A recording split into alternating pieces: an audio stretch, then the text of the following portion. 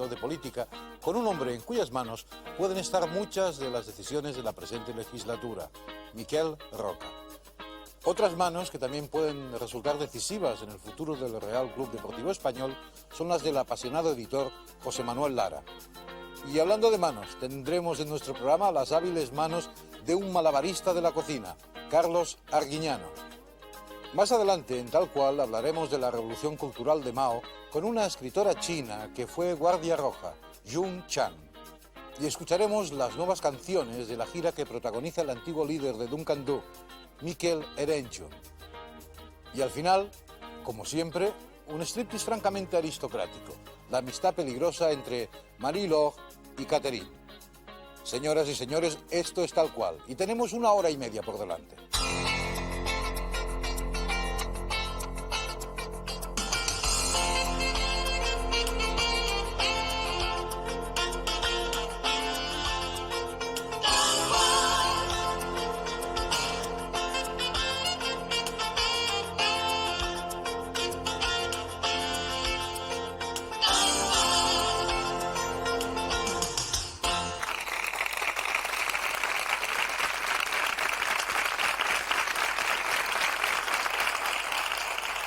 Al inicio de nuestro Tal Cual de todos los viernes nos acompaña uno de los políticos catalanes con más prestigio entre sus colegas del Parlamento. Él fue uno de los parlamentarios que redactó la Constitución española y ahora, como desde hace mucho tiempo, es el portavoz de la minoría catalana. Se trata del señor Miquel Roca Junyent.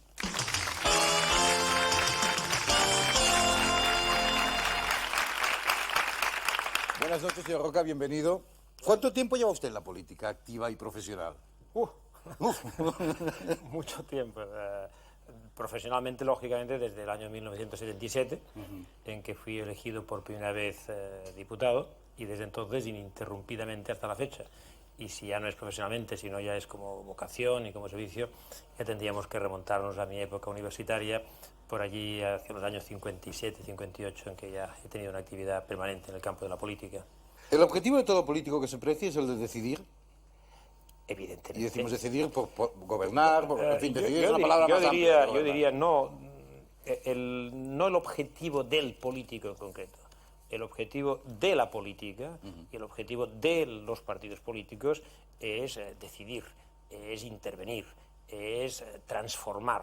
Es decir, siempre una acción política es una voluntad, un proyecto de transformación de la sociedad, en un sentido más arriesgado, más hacia un espectro político, más hacia otro, pero en definitiva siempre hay una voluntad de transformación, de acción social, de intervenir en la vida de la sociedad para conformar una sociedad que te parece más justa, más progresista, más libre, más moderna, más europea.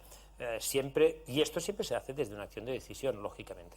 Y fiel a esta teoría, ustedes, su partido, adoptaron el eslogan de ahora decidiremos para la última campaña electoral. ¿Quién se inventó esa frase feliz, entre comillas?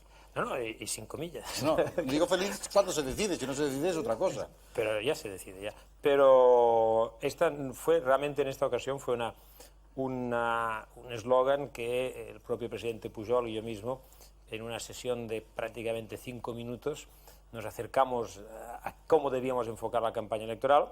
Y entonces coincidimos muy rápidamente en este eslogan, porque era lógico que lo que ha pasado ya se preveía. Es decir, ningún partido tendría la mayoría absoluta y a partir de aquel momento nuestra posición central y estratégica en la vida parlamentaria nos definiría como una fuerza decisiva y por tanto lo que le íbamos a decir a los ciudadanos es: hay una cosa que ha cambiado en la vida política española. Hasta la fecha estábamos acostumbrados a los gobiernos de mayoría absoluta. Esto ha terminado, empieza una nueva etapa y en esta nueva etapa vamos a ser decisivos. ¿Y de verdad van a decidir, señor Roca? Vamos a decidir. De momento han decidido que no deciden. No, de momento hemos decidido que... decidirán más adelante, en todo caso. No tanto esto, no. Hay diversas maneras de decidir. Otra cosa es la que a cada uno le parezca más eficaz, pero hay diversas maneras de decidir. Y se decide desde una acción de gobierno. Esta es la óptima, para entendernos, la más clara, la más ejemplar. Pero también hay otras formas de decidir, que es la manera de influir desde una acción parlamentaria, desde una acción de corresponsabilidad y desde una acción, sobre todo, de sensatez. Pero a mí, por lo que yo seguí la campaña de ustedes, como las otras campañas, yo tenía la sensación, cuando usted de esa forma tan decidida decía que iban a decidir, entendía yo que iban a decidir desde una acción de gobierno. Evidentemente. Que el objetivo suyo era decidir así.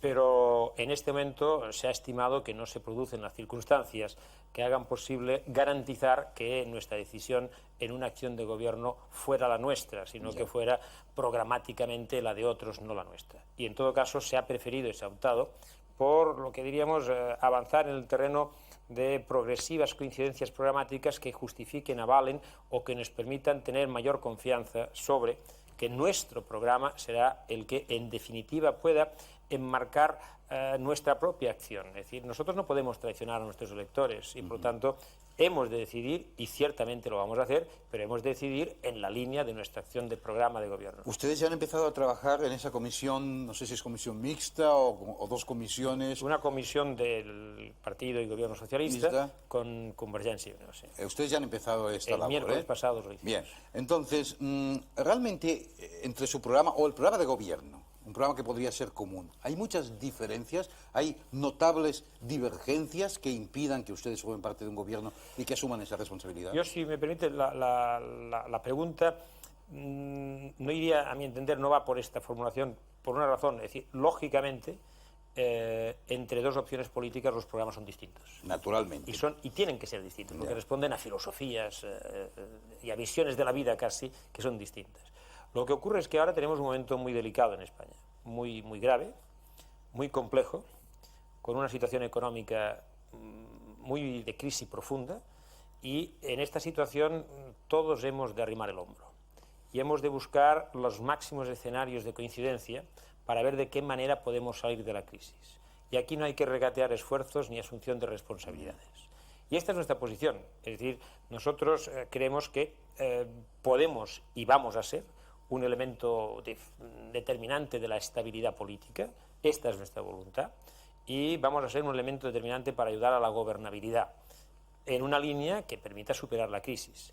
Pero todo el esfuerzo no lo podemos poner nosotros, es decir, nosotros tenemos una parte del esfuerzo, lo vamos a hacer, y lo vamos a hacer eficazmente, no lo dude. Vamos a ser decisivos en la línea de la estabilidad. Señor Roca, ¿qué interés había en hacerlo a usted presidente de las Cortes?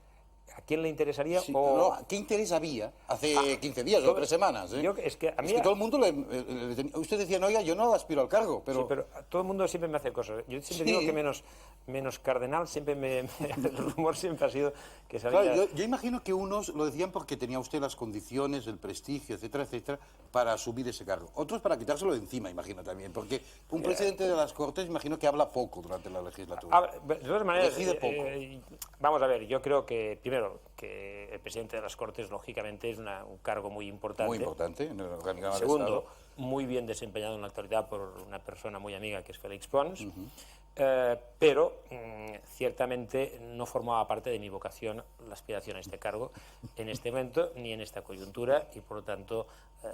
Sí, pero hasta el señor Pujol decía que usted sería un buen presidente de las Cortes. No seamos malos. El señor Pujol le decían, Roca sería un buen presidente de las Cortes. Y sí, sería un excelente... Un buen obispo también. Esto nunca se lo han preguntado.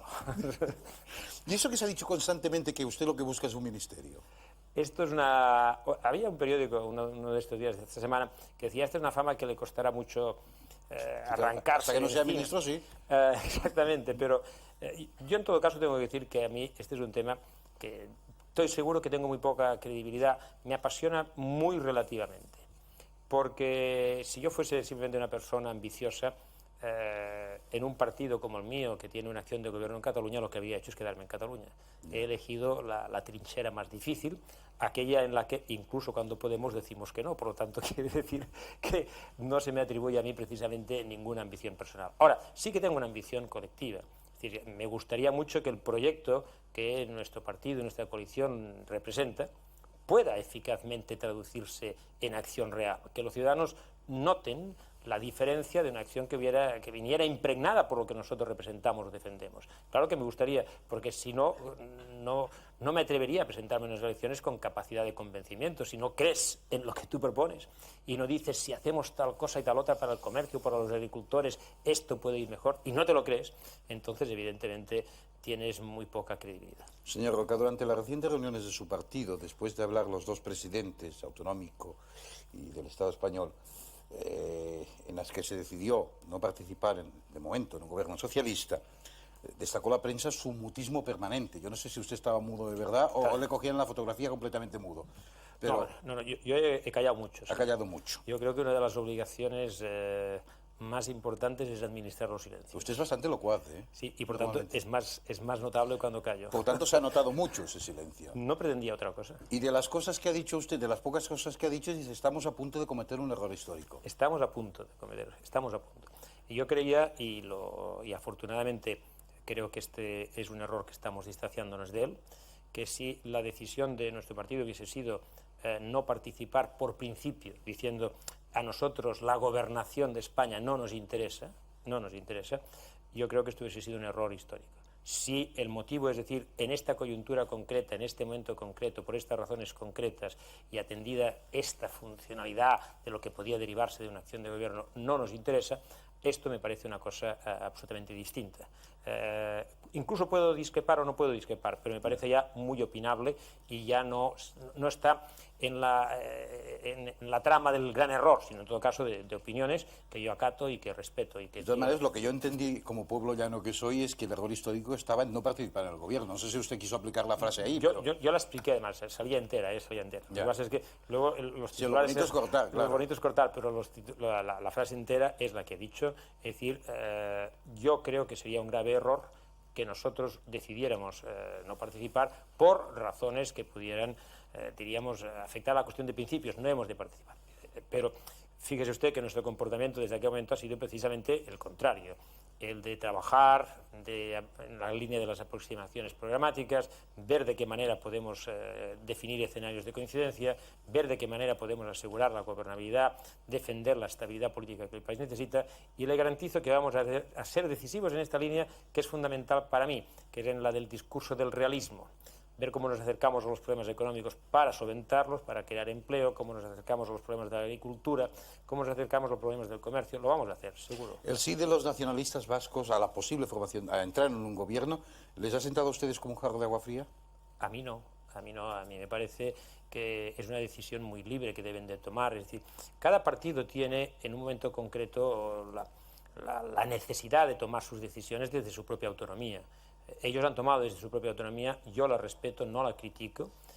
Tengo un gran respeto por la tradición del Partido Nacionalista Vasco y por lo tanto no va a salir de mí ni una sola palabra de crítica. Señor Roca, ¿van a votar ustedes la investidura del señor González? No nos precipitemos, ¿no? Es decir, primero esta es una decisión que en todo caso a mí me gustaría que se derivase de mi propio grupo parlamentario. Yo no me atreveré jamás a decir vamos a hacer esto, y formalmente el grupo parlamentario se reunirá el próximo lunes para tomar esta decisión. Pero en aquel momento ya diremos lo que corresponda. Lo que le puedo decir es que nuestra posición en este debate será una posición terriblemente constructiva. Vamos a hablar de estabilidad, vamos a hablar de gobernabilidad, vamos a hablar de apuesta por lo que debe ser el futuro, y lo vamos a hacer con el enorme deseo de hacer posible que esta etapa que empieza como muy compleja y como muy difícil sea muy positiva para todos. Este sería nuestro deseo. Si las cosas y el propio discurso de investidura del candidato a presidente por parte del Partido Socialista, el señor Felipe González, es un discurso que está en la línea de nuestras preocupaciones y de lo que nosotros entendemos que el conjunto de España necesita, pues bueno, podrá haber sintonías. ¿De verdad, señor Roca, que ustedes van a esperar al discurso, o sea, se espera normalmente al discurso para votar la investidura o no? ¿No lo tienen la decisión tomada anteriormente? Sí. Bueno, me quedo bastante tranquilo, por si eso era fruto de la improvisación del momento, vamos mal, ¿no? Es verdad, pero también me reconocerá usted que si hemos de tomar... Pues si es una tontería muy gorda, quizá no le voten, pero si ustedes supongo que lo tienen claro. Pero como usted reconocerá, si yo tengo el lunes una reunión del grupo parlamentario para tomar la decisión, porque es quien en definitiva la debe tomar, me parecería... Una grosería. No, una falta de cortesía. Ya puede ser que incluso pues, en estos días se hayan adelantado posiciones y que hayan definido ya un poco por dónde tienen que ir las cosas. Pero al menos a mí, en mi condición de presidente del grupo parlamentario, me interesa depositar en mis compañeros, en su reunión colectiva, el protagonismo final de esta decisión. Quedan muchos días por delante en la legislatura, aunque hay quien dice que puede haber elecciones anticipadas dentro de un año. Pero yo le pregunto, en lo que va de legislatura, ¿está usted convencido de que Convergencia y Unión no va a entrar en el gobierno de España? no puedo estar convencido. No puedo estar ni convencido ni lo contrario.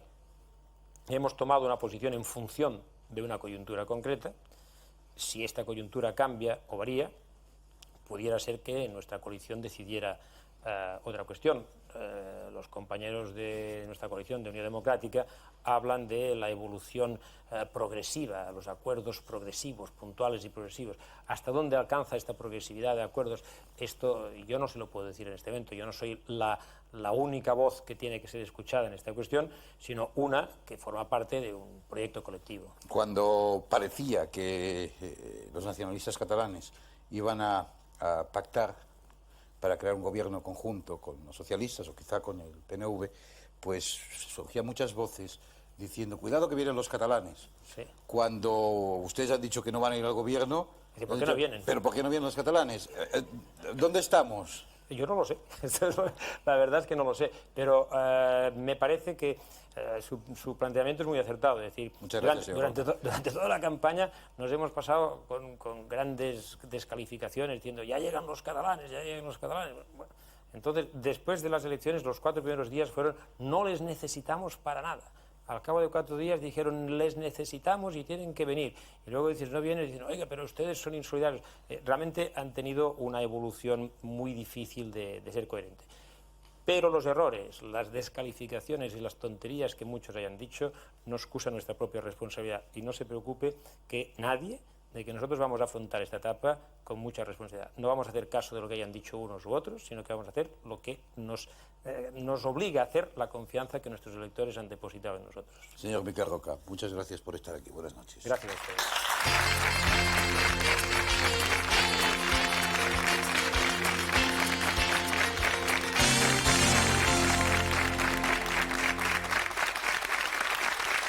Vamos a hacer una pausa para publicidad. Les avisamos a ustedes que tenemos todavía conversaciones pendientes con José Manuel Lara, con Carlos Arguiñano, con una interesante escritora china que fue guardia roja, Jun Chang, y también canciones con Miquel Erenchun y el striptease habitual de la casa con Marilor y Catherine. Una pequeña pausa y volvemos en un instante.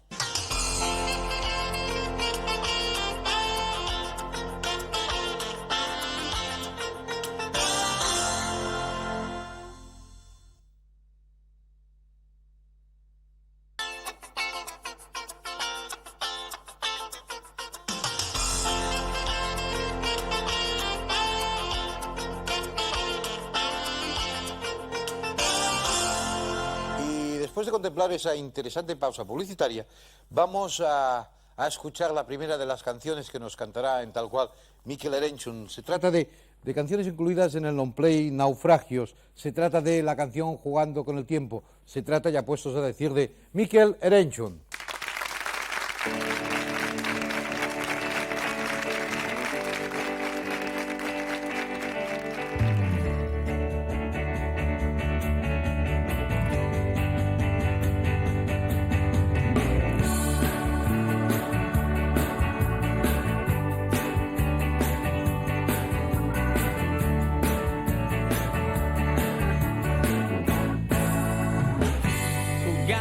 Con el tiempo, te espero a la deriva, me enredo en tus sueños, con mis 2 caras abiertas, eternamente quieto, espero tu visita, aliento con aliento, en esta travesía.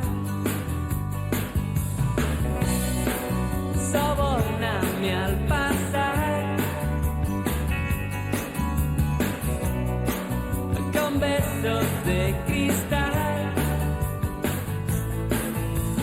Voy trazando en tu interior las reglas del amor y un corazón abandonado. La noche se ha quedado sin boca ni sonrisa, y mientras yo te espero con la luna encendida, desnúdate en un gesto, miradas escondidas, un tapiz a mi deseo, contágiame tu herida. Furioso ruge el mar, oculto en el desván. Soy la daga que cruzó, la hiena, el escorpión, y tú la flor que vive al lado.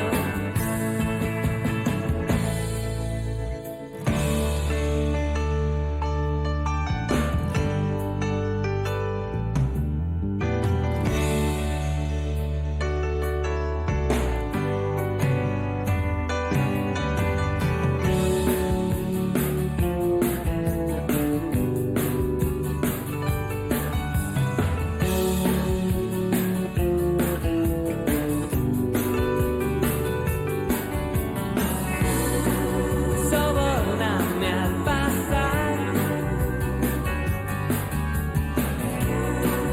con versos de cristal. Voy trazando en tu interior las reglas del amor y un corazón abandonado.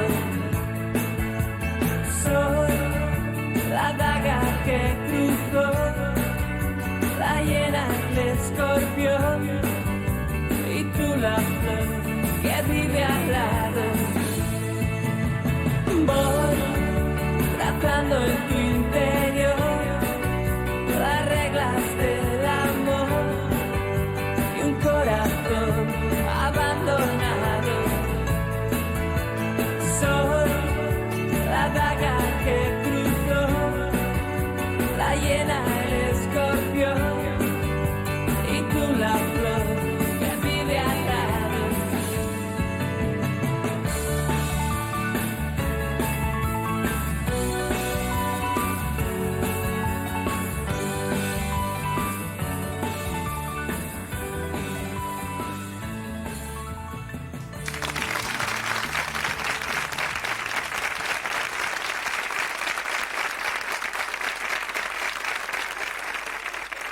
Nuestro próximo invitado nació hace 78 años en El Pedroso y antes de ser quien es, uno de los 3 grandes editores de libros del mundo y de amasar la fortuna que ha amasado, ha sido legionario, fue el capitán más joven de la Legión con 22 años, ha sido boy de Celia Gámez, ha sido vendedor de galletas, jugador de fútbol y creo que de billar a tanto la carambola. Tanto Y encima, carambola. Pero profesor encima, de eso es un momento, te has dejado de cuando era futbolista, la última temporada, 39-40, con el Sevilla, fue allí el Barcelona, que llevaba a Nogué de portero, a Rosalén de defensa, que como nosotros jugábamos a primer toque por bajo, nos decía maricones, pelotas hartas, ¿sabes? Después el Ray, el Escolar y el Herrera y el Milindo, jugadores ¿Y qué pasó? del Oviedo, que el campo del Oviedo, el general Aranda, lo bombardeó tanto que parecía que estaba buscando petróleo, ¿sabes? Bueno, ¿y qué estaba pasó? herido al Barcelona, que le ganamos por 11-0. Bueno, pues ese señor que tiene una pasión nada secreta, como es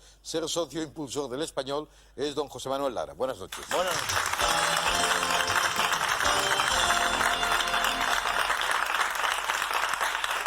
Señor Lara, ¿cómo están los ánimos? los míos cojonudos. No, hombre, no. Empezando ya a preparar para subir al Español a primera. Eso le quería hablar. Después del disgusto del martes pasado, El dibujo, eso me se pasa a mí enseguida. no me diga. Enseguida. O sea, yo a toda la gente que le aconsejo que a pesar que le dicen que todas las cosas van a ir muy mal, ustedes no sé lo que hay. Lo que no tienen es que tomar miedo. En cuanto toméis miedo, entonces lo veis todo en negro y entonces cuando sale todo lo más. Don José Manuel, usted acaba de ahorrarse 100 millones de pesetas y esto es una gran alegría también. Lo hubiera pagado 500 con tal de no ahorrármelo eso. ¿Ah, sí? Sí. ¿Estaba usted convencido de que iban a mantener la No, posición el Español en primera división? en cuanto vi el presidente, conocía al presidente Salientí, Sí. dije ya que había entrado un microbio en el club y que acabábamos con el microbio o que el microbio acababa con el club. Y Y ha sido el microbio el que ha podido con el club. Pero el presidente saliente ya no está. Sí, pero había dejado hechas cosas como esta. Ya. Por ejemplo, a los jugadores del Español que venían muertos de hambre, hay que ver cómo corrían los tíos entonces y cómo jugaban. le hace un contrato a cada uno de 50 millones menos a otros 60. Coche y piso. No sé cómo no lo puso también mujer. Pero además, además pueden ir a comprar Corte Inglés, comprar todo lo que sea, para decorar su casa, alojar en su casa, que el otro día el actual presidente, que es una gran persona, se llevó tan disgusto a presentarle una factura de una cantidad de millones de lo que esos tíos habían comprado en el Corte Inglés a cuenta del Español, que pegó un currazo así sobre la mano, se las ve y la dio más y tiene una herida en la mano. Todos son desgracias en la casa del pobre, ¿eh? Mira, Oiga, así. vamos a ver, además del 30 de julio, creo que si el Español no liquida una deuda de 1.500 millones, puede bajar incluso a segunda B, ¿no? Eso ya lo he dado yo. El otro día llevaba yo el talón del 1.500.000, porque yo quería... 1.500.000, no 1.500.000. 1.500.000. Lo querían de una vez. Sí. Y me dijeron que no, que lo querían en 2 veces. Ya. Y entonces cuando se acabó el partido, yo esperé que estaba la gente muy triste y demás, lo estuve animando, esperé que se fuera todo el mundo, ya estaban cerradas las puertas y todo, y abren las puertas y salgo yo, y había allí lo menos 400 o 500 tíos, me cogieron en brazos y empezaron a gritar presidente, presidente, la fuerza pública rescatándome, pero yo lo que hice fue rápido abrocharme la chaqueta, me puse así los brazos porque no me fuera a quitar nadie el billete. Oiga, pero bueno, los 1.500 millones, ya sé que se ha dicho mucho, se ha hecho mucha broma sobre el 12%. Lo mismo que me cobra mi el banco. Claro, pero TAE, ¿no? No, está ahí no limpio. Limpio. Nada de comisiones, no le permitiré nada más que el 12%. Y a ver quién da un... Porque todo eso, 10 que ofrece y todas esas cosas, mentira, eso te sale carísimo. Yeah. Con la mariconada esa que se han inventado de TAE, es una manera de engañar al público. ¿Sabes? Cuando sales de allí, te han quitado todos los calzoncillos. Vamos a ver, señor Lara. Vamos a ver. ¿Usted quiere ser presidente o no quiere ser presidente? No, presidente no, que hay que ir cada día. Yo no tengo tiempo para ir cada día. Yo en todo caso quiero ser presidente de la Deportiva. Y igual que hice cuando me hice cargo del equipo, lo subí, ¡pum! Y me tocó nada menos que el Mallorca, que tenía un equipo fenomenal. Yeah. Aquí le ganamos por 2-1. En Mallorca ganaron ellos también por 2-1 a nosotros, a pesar de un gol lo marcaron con la mano, se lo dieron como bueno, ¿sabes? Pero en Madrid jugamos y le ganamos por 1-0. Al final del partido, una corna tirada por Castaño y un jugador del Sevilla que había yo recomendado, que se llamaba Ivígora, que era muy malo, pero tenía unos cojones terribles, ¿sabes? El tío entra por la pelota, se había enterado que había que rematar con la cabeza, pero se equivocó, remató con la boca y nos costó una fortuna después de arreglar la dentadura, ¿sabes? Y cuando llegué a los vestuarios, Castaño tenía la pelota firmada por todos los jugadores, recuerdo para mí, la tenía yo en la mano y me dice Juanito Vilar Reyes, que era entonces el presidente, dice, es una reliquia que tiene que ir para las vitrinas del club. Le pega una manotazo a Castaño y dijo, la pelota está mía y se la doy para el señor Lara, a ver quién tiene cojones quitárselo. Muy bien, vamos a ver. Guardo el balón. Y por tanto no quiere ser presidente, sino presidente de la Comisión Ejecutiva. No, deportiva. Deportiva, perdón, pero dueño del club, porque usted va a comprar. Dueño del club, va a comprarlo usted, ¿no? Sí, si no hay nadie que quiera invertir, no lo voy a dejar morirse. Ese club me ha dado a mí tanto disgusto que no lo dejo que se muera antes que yo. ¿Usted ha perdido dinero con ese club? Claro. ¿Cómo? Venga usted un día y se de allí todas las fichas del Indio y de las fichas del Recamán y de las fichas de muchos jugadores, la parte de muchos de esos jugadores lo pagaba yo con tal de poderlo fichar. ¿Y no lo ha recuperado nunca? Nunca. Hablando en serio, la situación del Español es muy dura. Durísima. Durísima. ¿Va a acabar vendiéndose el estadio de Sarriá? Mientras que yo lo pueda evitar, no, pero hay un cuidado, vamos por partes. Mire, una vez el alcalde quería hacer, antes de los Juegos Olímpicos, que cuando tenía mucha moral, ahora lo que tiene muy poco dinero, ¿sabes? Y entonces quería hacer ahí un hotel. Y votaron todos los concejales, y el concejal del PP de la calle, como es del Barcelona, pues votó que sí, que se hiciera un hotel ahí fuera del campo. Y entonces me entero de eso, y llamo a Fraga y le digo, oye Manolo, o es en la calle cambia el voto o se olvidáis de mí. Lo llamó, cambió el voto y dijo que no. Y entonces me llama el alcalde y me dice, oye Lara, te llamo para pedir un favor, que llame a Fraga y que le diga que la calle cambie el voto. Digo, pero ¿cómo lo voy a llamar si he sido yo el que lo he llamado para que vote que no?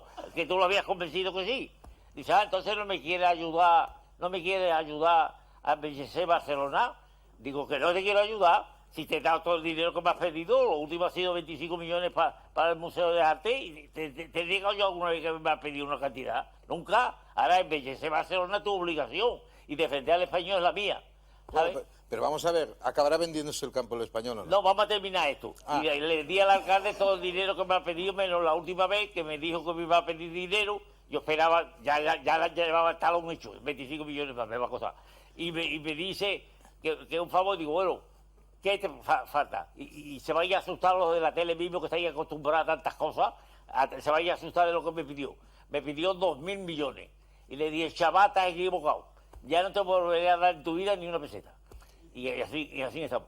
Está usted metido hasta el gorro en la política, es Sí, por lo sí. que veo a alto nivel, Pero me cuesta un dinero terrible, porque Bueno. estos políticos son terribles. Oiga, pero ¿el campo del Español se va a vender o no? Porque eso a socio le interesa mucho saberlo. El campo del Español, la idea que tiene mi hijo, que yo conseguí que el campo entonces no se declarase edificable, es zona de servicio, no se puede edificar inmediatamente, pero la idea de mi hijo, que para las cosas económicas es Un lince. un lince, por eso hizo ciencia empresarial, él sabe, dice que no se puede vivir en un palacio con unos tejanos rotos. Ya. Que hay que arreglar eso. Y entonces ha propuesto la idea y dice si la sé también, si no yo me voy, de vender lo del campo de Sarriá, igual que está haciendo en Madrid, vender el campo Sarriá, entonces tirando por lo bajo, 60.000 millones tienen que dar por el campo, me parece que, no me vaya yo a equivocar, me parece que el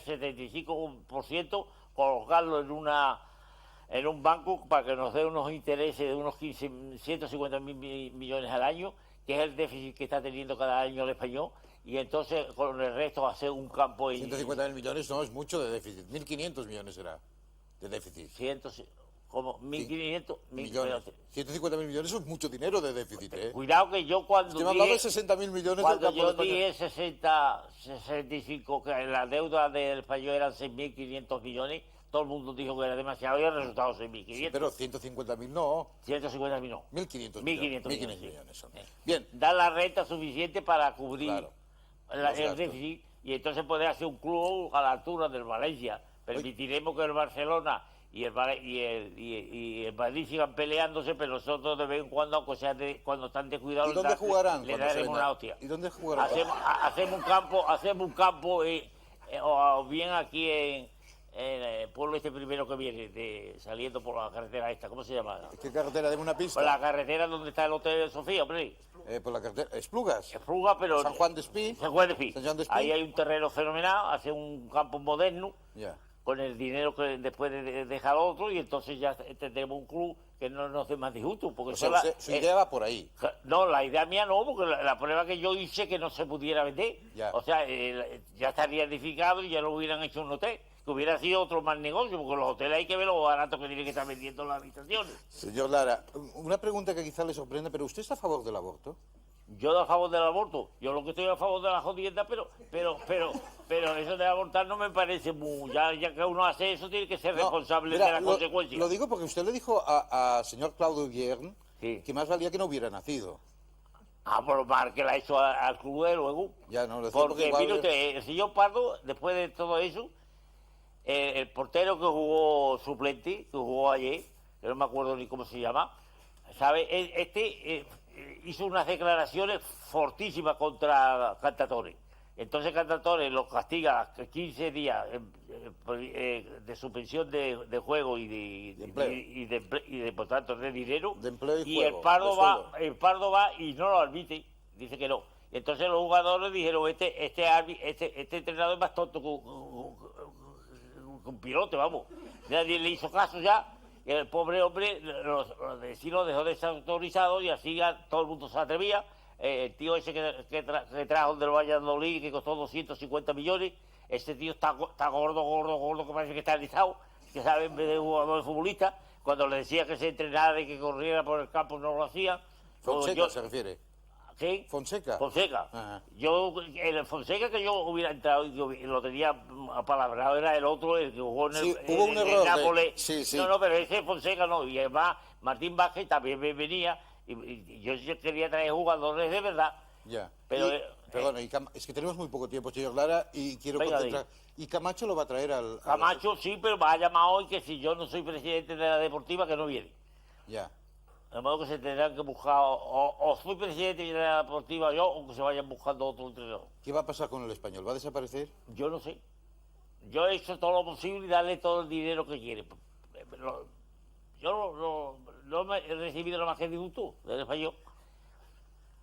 Porque ahí, ya lo ha visto usted, es el único campo que usted verá a los socios llorando y aplaudiendo al mismo tiempo. Pero contésteme con la mano en el corazón, ¿va a desaparecer el Español? Por mí no. Ya. Pero yo como si se pongan la idea de los más jóvenes que están más preparados que yo, y que sienten quizás menos profundo que yo el español, ¿sabes? Además que yo lo tengo muy cerca de mi casa. Con un paseíto ya estoy. Yo vivo en Doctor Fleming, veo el campo de mi casa cuando estoy comiendo. Pero yo no lo quitaría, pero hay que ponerse a lo que digan a la mayoría. ¿Es el Español para usted es una querida carísima? Carísima. Tendría que tener 16 suplentes para que me reforzaran, para tener satisfecha a la querida, ¿no? Bueno, señoras y señores, este es un personaje singular. Ha estado con nosotros esta noche y quiero darle las gracias a don José Manuel Lara. Quiero decirte que ya ahora en vez de 57 editoriales voy a tener 58. Estoy en trato con una de las más importantes de Nueva York, pero no lo digo porque todavía no está firmado. Y por decir la francesa, Sí. me la quitaron, ofrecieron el doble, porque dicen que todo lo que yo toco es oro, y se la agarró todo y pagó el doble. Y ya tendría la editorial francesa, pero voy a comprar una de las editoriales más importantes de Nueva York, que será la 58. Pues ya lo ven, sigue siendo José Manuel Lara. Muchas Sí, gracias. Nada.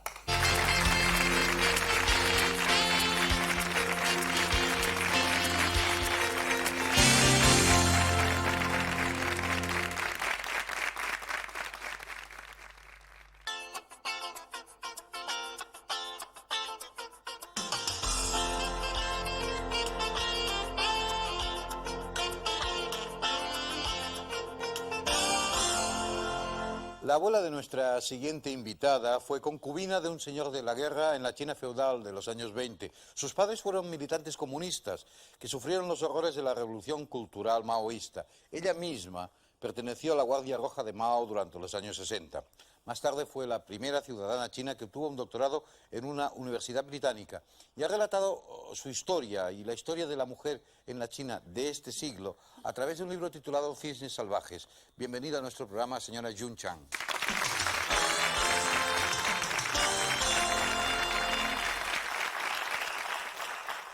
Su relato comienza con la historia de su bisabuela. Usted explica que su bisabuela ni siquiera tenía nombre.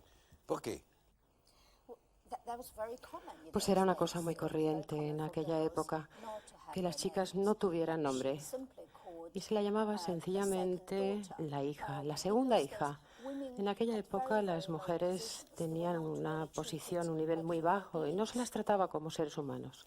Su abuela fue concubina de un militar, un señor de la guerra que tenía una esposa y varias concubinas.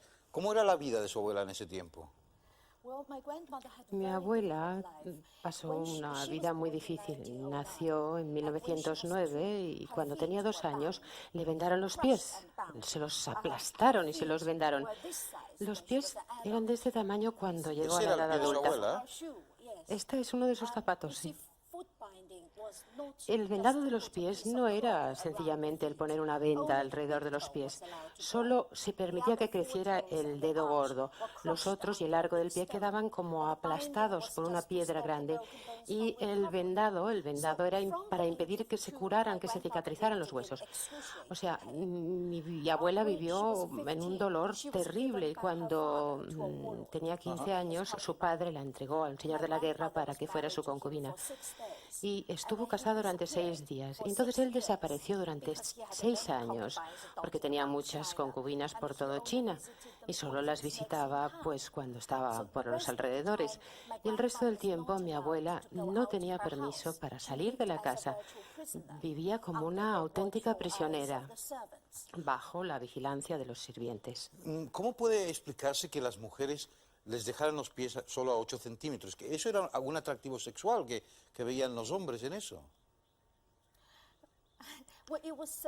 Bueno, se suponía que era algo erótico.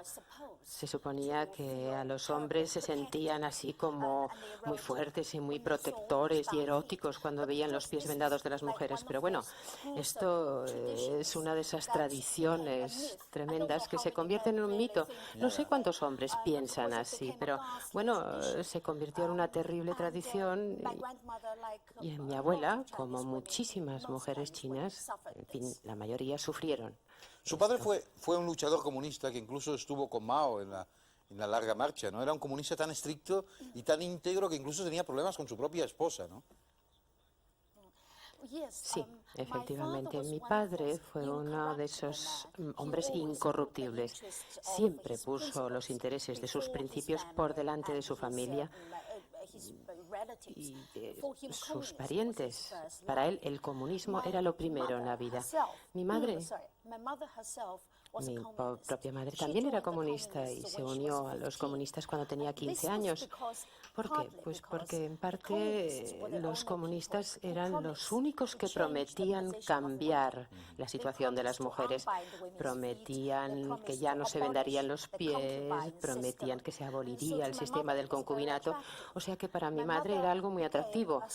Mi madre se hizo estudiante, pasó información fuera de la ciudad a los comunistas, porque es que en los años 40 hubo como una guerra civil en China entre los comunistas y el Kuomintang de Chiang Kai-shek. Mi madre la detuvieron, la pusieron contra la pared y el hombre que estaba junto a ella quedó fusilado. Y entonces, cuando conoció a mi padre, pues estaban unidos por el mismo ideal. O sea que en realidad no le acusó mucho, no le dijo que, en fin, no le acusó de poner sus principios por delante de todo. Pero a pesar de esa convicción comunista, su padre fue duramente perseguido durante la Revolución Cultural pese a eso, ¿no? ¿Cómo pudo llegarse a esa situación?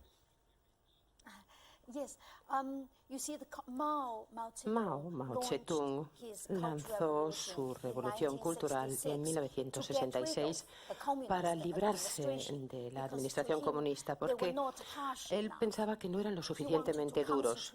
Quería concentrar todo el poder en sus propias manos. Y mi padre fue uno de los pocos que se enfrentaron a Mao en la revolución cultural. En la revolución cultural se produjo mucha violencia, muchas atrocidades. Por ejemplo, en todas las escuelas a los niños se les alentaba a que pegaran a los maestros. A muchos maestros se les torturó y muchos incluso llegaron a morir bajo estas torturas. Y mi padre protestó contra la revolución cultural. De hecho, mi madre incluso intentó detenerlo y le dijo: oye, ¿quieres destrozar las vidas de nuestros hijos?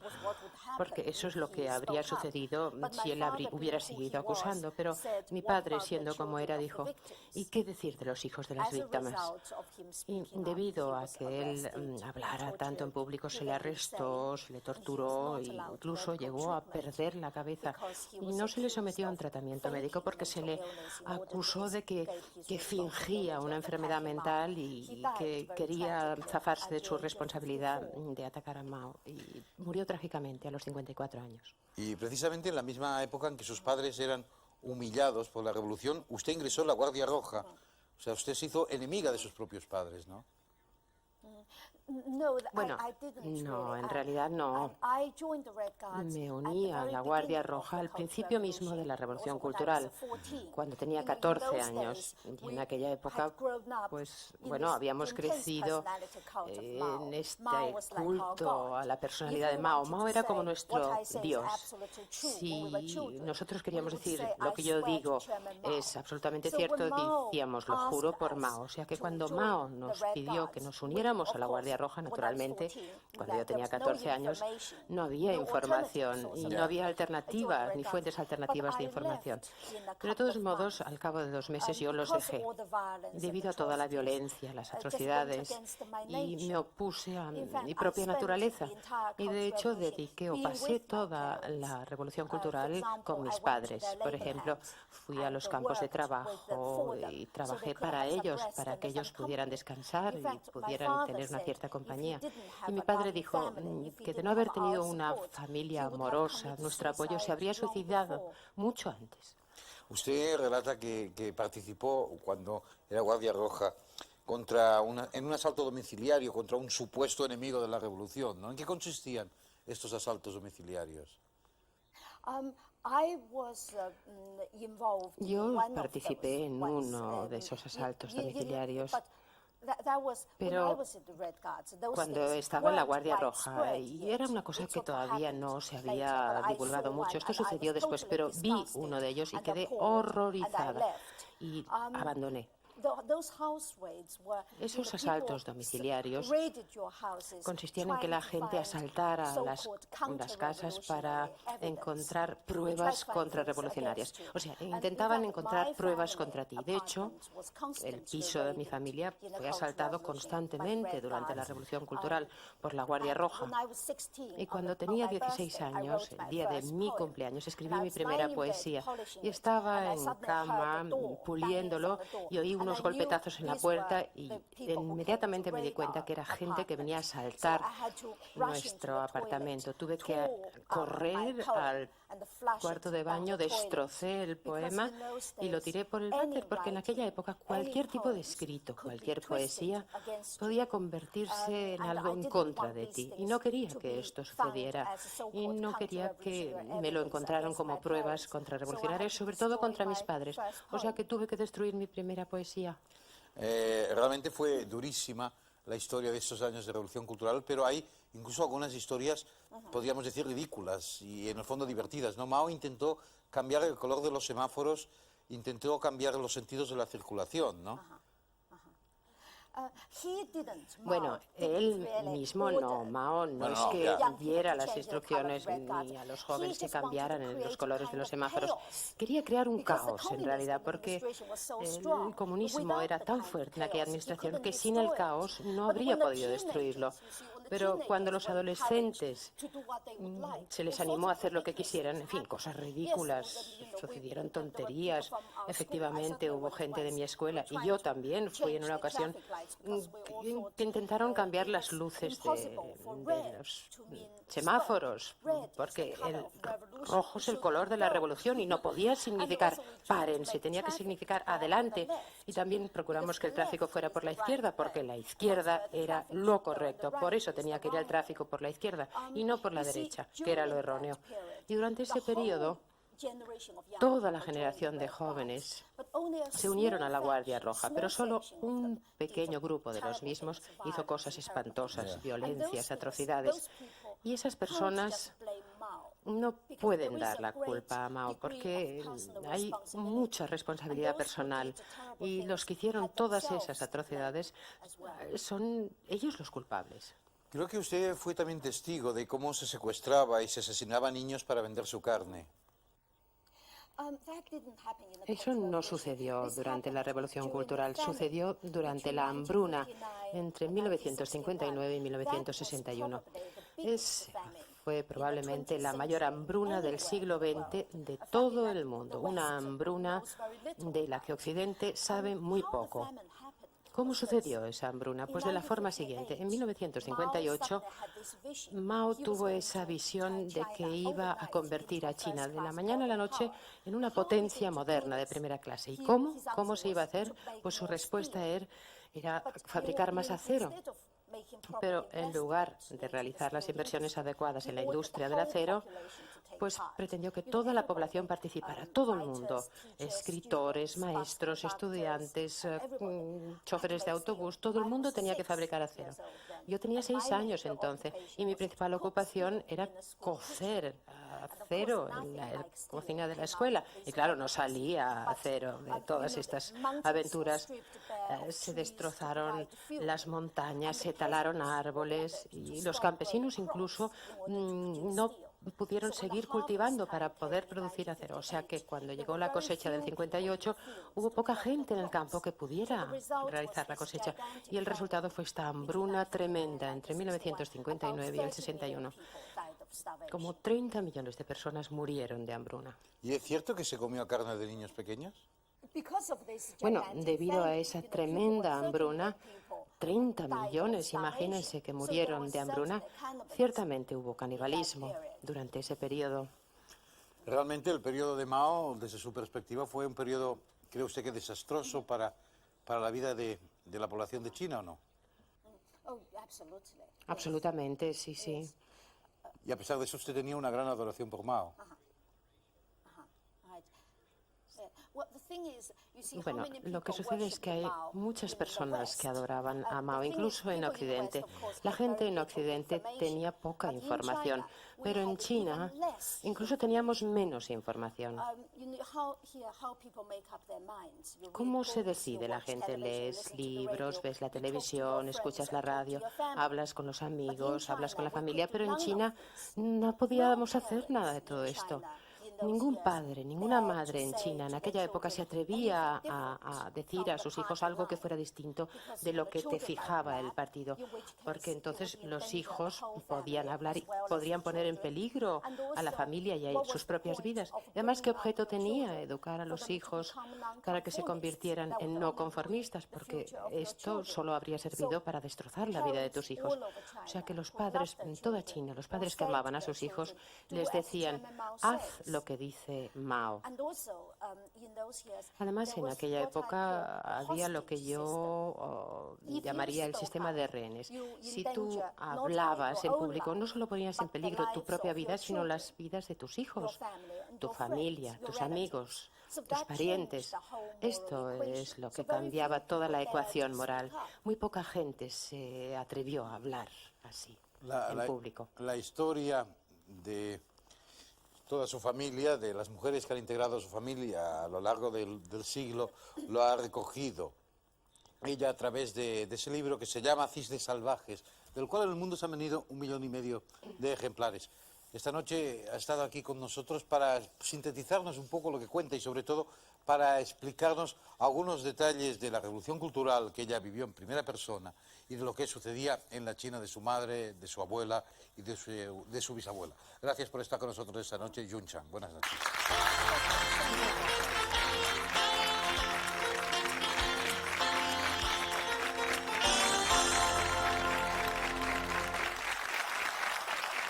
Hemos escuchado antes un tema de Longplay Naufragios de Mikel Erenchun y creo que vale la pena escuchar otra canción. Una canción que no es de Mikel, sino que es de los Smith, que es uno de los grupos favoritos de Mikel Erenchun y que se titula Esta luz nunca se apagará. Aquí en tal cual, de nuevo, Mikel Erenchun.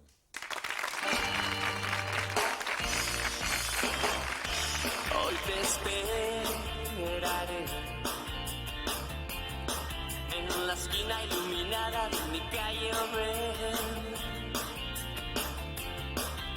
No puedo comprender que nunca confesaras tu amor aquella noche eterna. Daba igual. Hoy te esperará este reducto de marfil y de hueso que soy. Me hiciste un gran favor, oh, nadie ha dado un paso por mí. Yo era una luz enterrada con puñados de cal.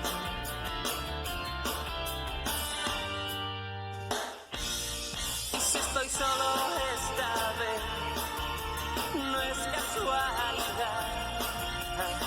Morir por ti sería un lento y bello final. Y no regresarás a mi corazón, no. Morir por ti sería un ambicioso final. Hoy te esperaré. Oh, dime a mí qué soy. Y en el oscuro soportar, Señor, mi suerte al fin pudo cambiar, pero te extraña que exija de nuevo tu amor. Hoy te esperaré. Sí, dime a mí quién soy. Y puedo comprender que nunca confesaras tu error aquella noche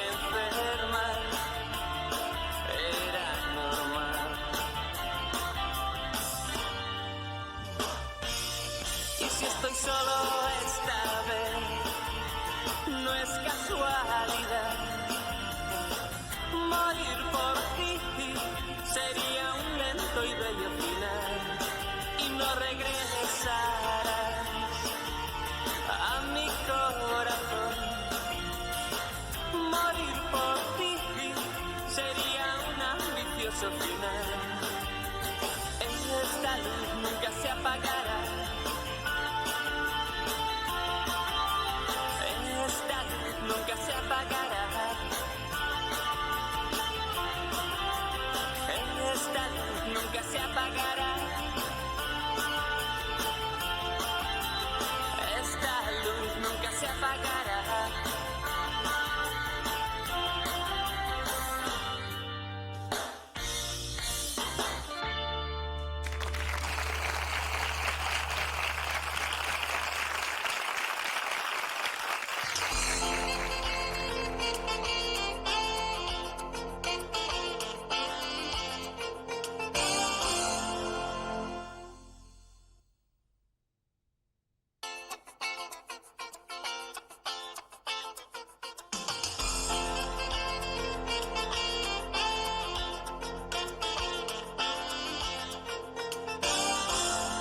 Queremos presentar en Tal Cual a un señor que se ha convertido en un auténtico fenómeno de masa. Su simpatía y sus recetas culinarias han conquistado a millones de españoles.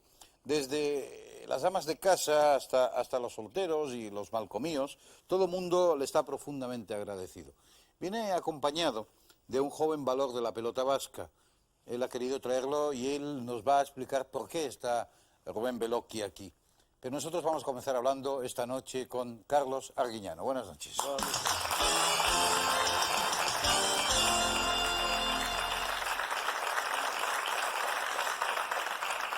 Don Carlos, don Rubén, buenas noches. Luego hablaremos con Rubén, pero vamos a comenzar un poco hablando con Carlos Arguiñano. Con los mayores. Con los mayores, eso. Bien. Que lleva 1,5 millones de ejemplares vendidos de su libro. Sí, llevo 1,5 millones de libros vendidos. Y estoy muy contento porque hay una monja en Italia Sí. que le llaman Sor Perejil, que lleva 1.200.000. Sor Perejil es usted, perdón. No, hay una monja en Italia que es la única Sor, es ella, ¿eh? Ah, bueno, Si claro. yo, Fray Perejil, podré. ¿Y cuánto lleva ella? 1.200.000 ejemplares O vendidos. sea, a usted le pasa. Le paso, pero yo creo que es porque soy hombre que me pongo delantal. Tengo ese punto. Oiga, claro, 1,5 millones de ejemplares, esos son 400 millones de pesetas como autor, ¿eh? Pues no sé, yo todavía No, usted de negocios no entiende, sí, claro. yo de negocios no entiendo No, nada. no entiende nada. Sí. Sí, tanto, ¿eh? Pero es mucho dinero, ¿eh? A mí me parece demasiado. Vivir de la literatura. No, yo no merezco vivir de la literatura. Yo tengo que seguir trabajando. ¿Usted de pequeño quería ser cocinero? Yo quería ser primero pastor. Quería ser pastor porque en el caserío, en Salvatore, allí al lado de Beasain, donde yo soy, teníamos un pastor que él tenía caballo y yo solía tener que ir andando a llevarle la comida. Y yo entonces quería ser pastor, porque joder, yo también quiero ir a andar a caballo. Sí, y luego mi padre era taxista y quise ser chofer de autobús. Ajá. Porque con el taxi yo sabía que el recorrido era muy corto. Y sin embargo yo estaba deseoso de ser chofer de autobús porque sabía que había autobuses que iban a Lourdes. Y claro, era un horizonte más largo. Joder, ya era pasar la frontera y eso me tenía encendido. Bueno, lo suyo ha sido como un milagro también, ¿no? O sea, hablando de Lourdes, vamos. Sí, no, hombre, milagros hay muchos, ¿eh? Milagros hay muchos, es verdad que hay milagros. ¿Esperaba usted esa respuesta tan amplia, tan popular, esa conversión de cocinero en comunicador? No, yo sabía que el programa que yo estaba haciendo, o que iba a hacer, iba a ser un programa que iba a gustar. Que iba a gustar porque el ama de casa en España se maneja entre 15 y 25 recetas en líneas generales, que son unas recetas muy sanas y muy buenas, pero es un recetario muy reducido.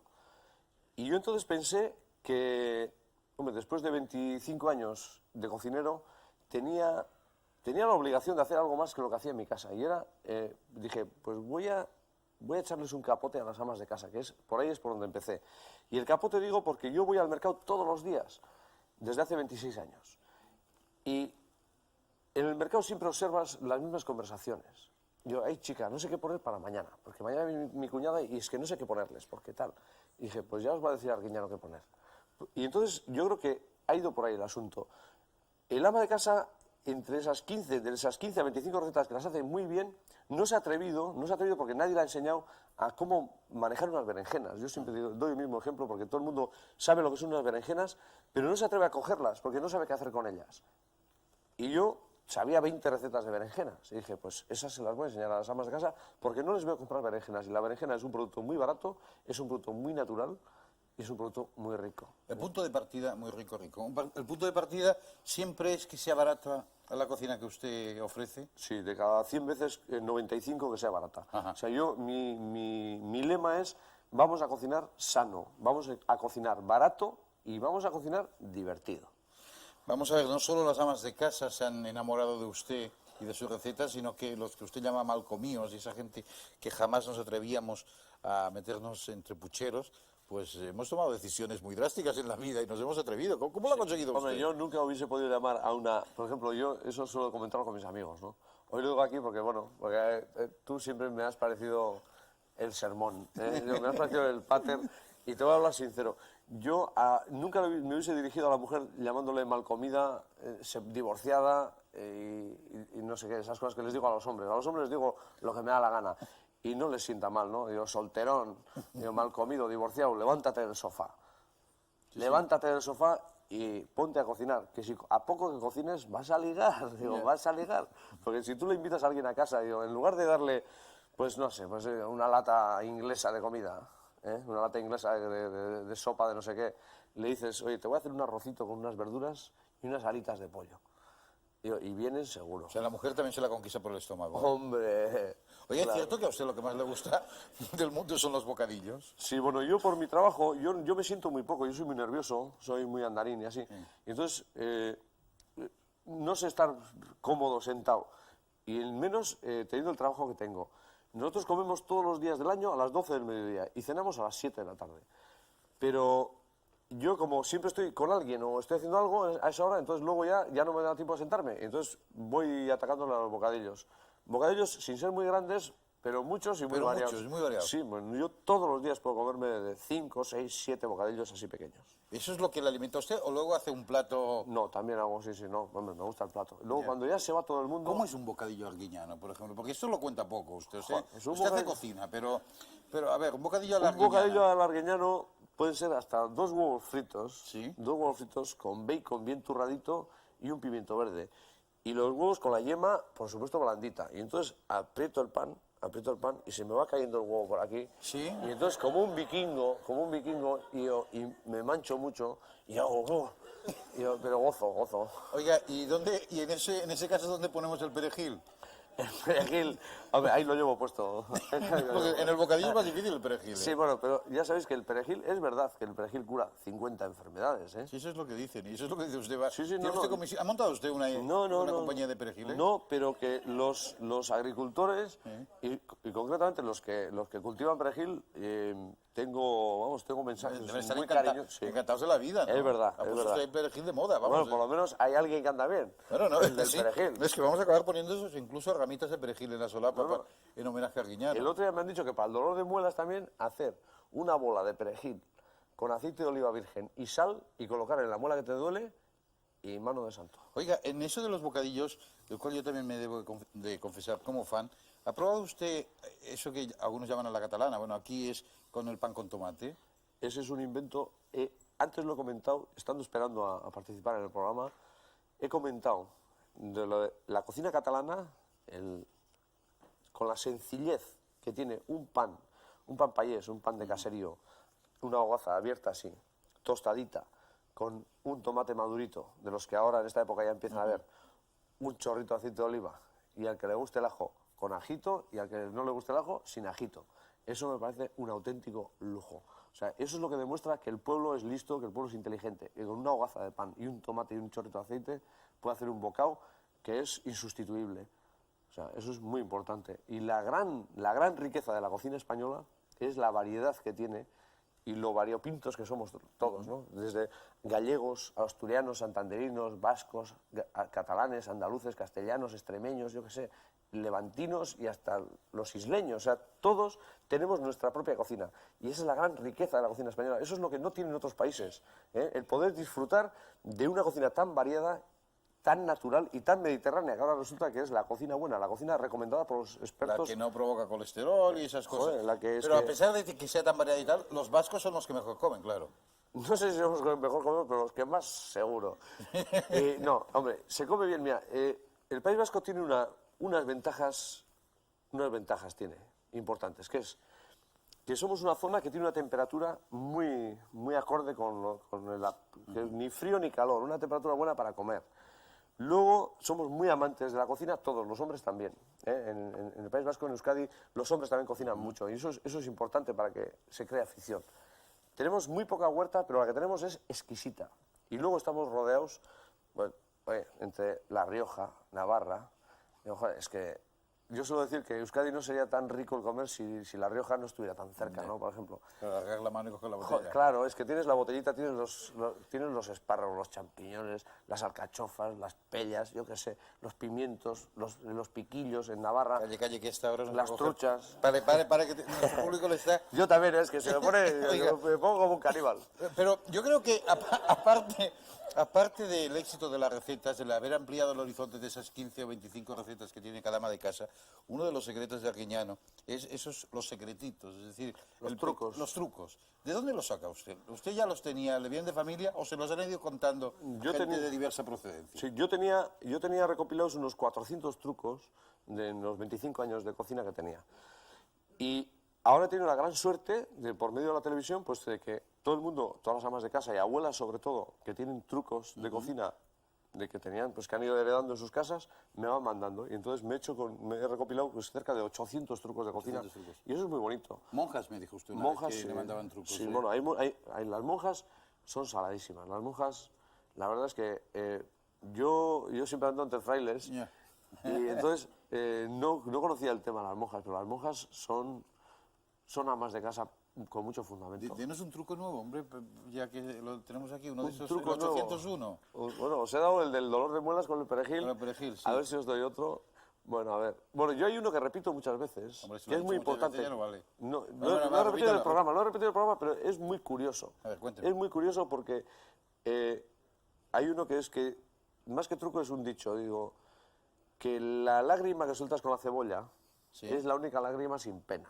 Primero, ¿no? Sí. Que nadie se lleve un mal rato porque le salen dos lagrimones cuando está picando cebolla. Pero- Y luego el ajo, que a muchos de los españoles nos gusta muchísimo el ajo, pero no lo tomamos porque si te repite, porque si te el aliento, que si no sé qué. Bueno, pues tengo uno para que no te repita y otro para el aliento. El ajo le quitamos.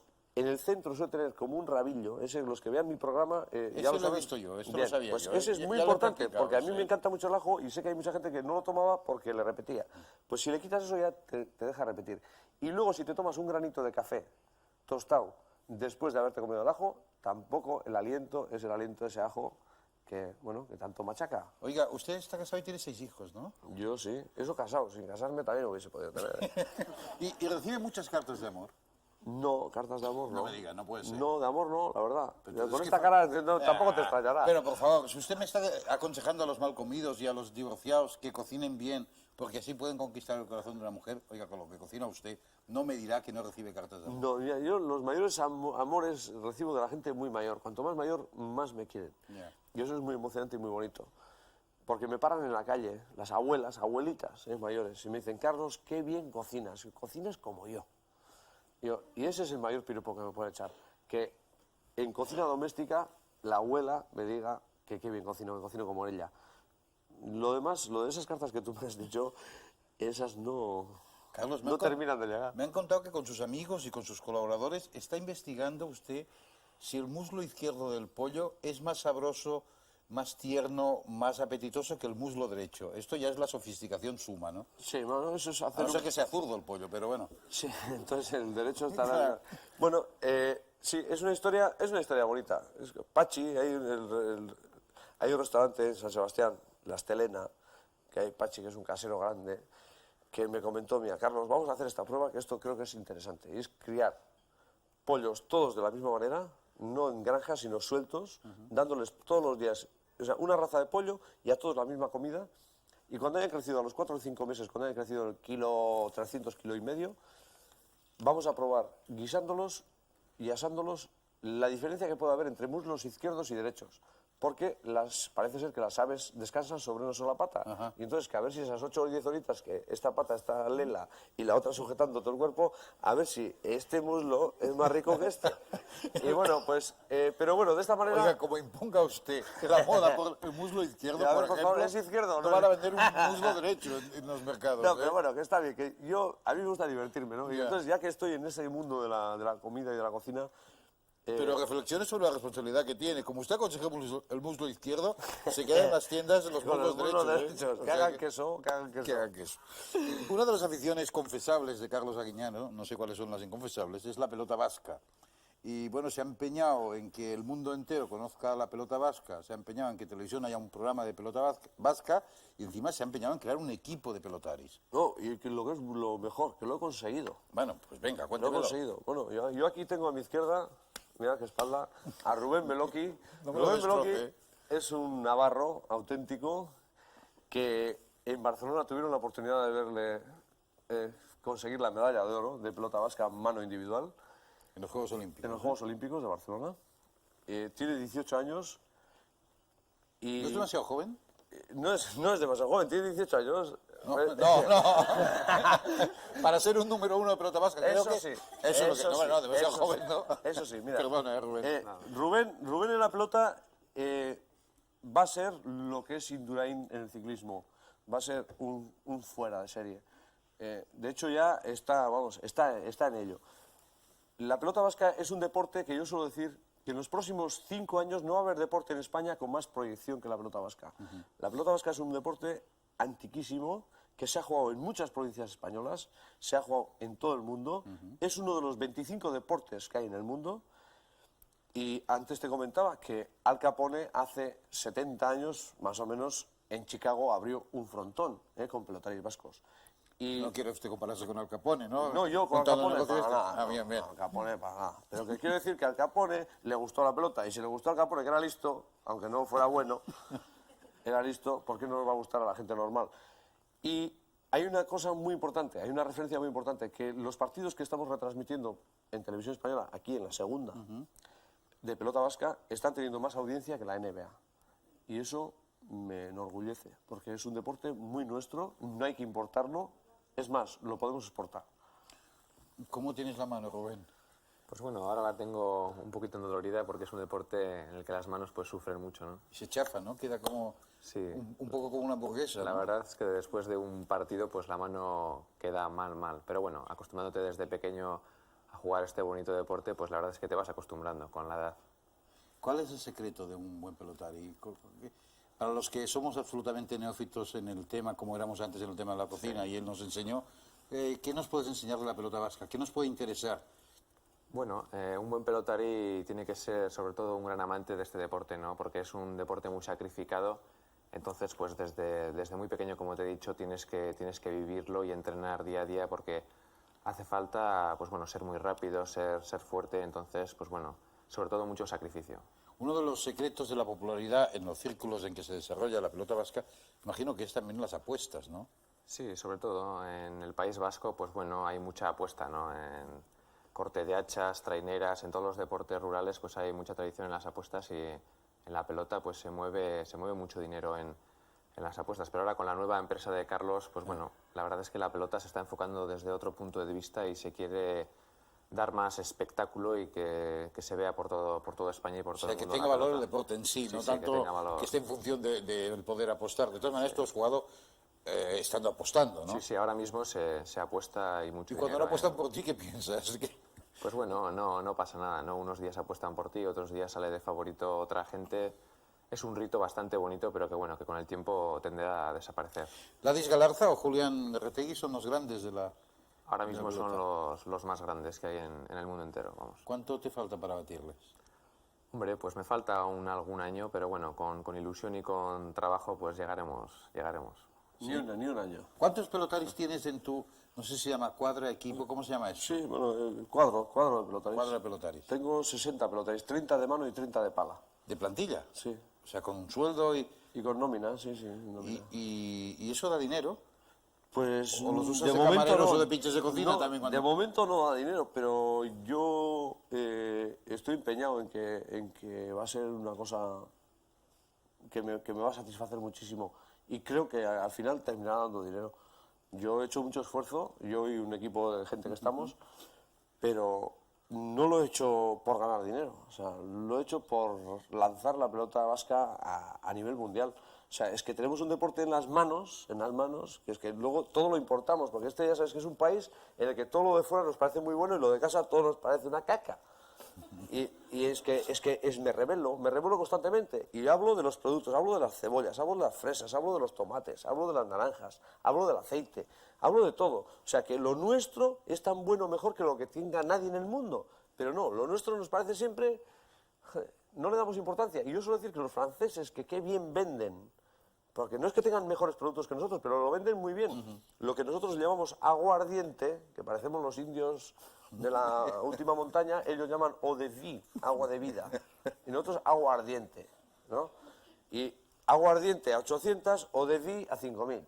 Claro, y es que yo me rebelo contra eso. Entonces compramos deportes pues como la NBA, que aquí tenemos una liga de baloncesto estupenda y sin embargo tenemos que estar metiendo Liga Americana de Baloncesto, Sí, de cuando todas maneras, hay que medir 2.16. Ya. Y de 2.16 yo no he visto ninguno en 44 años que tengo. Ya, pero es un espectáculo de otro nivel, claro, es otro nivel de Pues espectáculo. eso, Es que yo creo que es nos otro den una deporte, película, como pero, la NBA es que otro no nos lo deporte. vendan como deporte, es película. Y esa cosa que se dice entre los pelotaris, que a los suyos usted les unta la mano antes de jugar el partido con perejil, ¿eso es cierto? Eso, los míos, no, prefiero que coman salsa verde. ¿Cómo envían los pelotaris? Los pelotaris no perdonan ni el postre. ¿Es un buen jefe? Bueno, muy bueno. Rico. Rico. Esa es la idea que nos propone Carlos Arguiñano y creo que es una idea que va a tener éxito porque la base está ahí, la base gusta a muchísimos millones de gente en todo el mundo y por tanto, bueno, es cuestión de que Carlos lo empuje, o sea que ahí tenemos la nueva moda del pelotarismo. Se ha acabado el pádel tenis, se ha acabado el golf, Pues no se ha acabado, pero se van a tener que repartir los tiempos con nosotros. Sí, hay que tener buena mano por eso, ¿eh? ¿Cómo tiene usted la mano? No, Yo las no se manos- puede ser pelotar y cocinar, imagino yo, ¿no? No, pero yo manejo muy bien el cuchillo. Ah, bueno. ¿Y eso qué tiene que ver con ser pelotari? Pero yo puedo cortar la pelota en pedacitos. Rubén ha estado con nosotros, Rubén Belocchi, pelotari, una de las jóvenes promesas que ya ganó la medalla de oro en los Juegos Olímpicos de Barcelona y, bueno, el hombre que está detrás de todo eso y que hemos combinado la conversación de la pelota vasca con la cocina. Buenas noches, gracias, Carlos Arguiñano. Muchas gracias.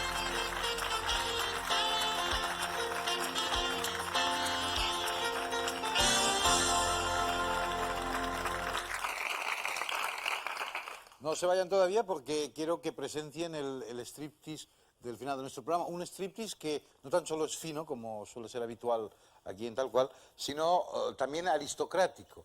En esta ocasión se trata de ver una historia de amistad peligrosa, ahora mismo entre Marie-Laure y Catherine.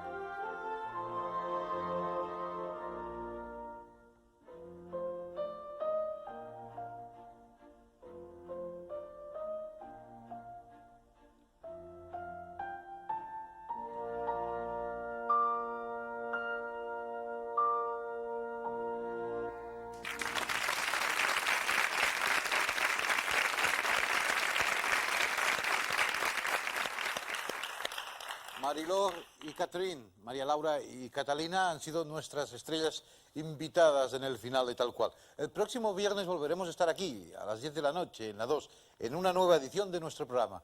Hasta el próximo viernes. Buenas noches.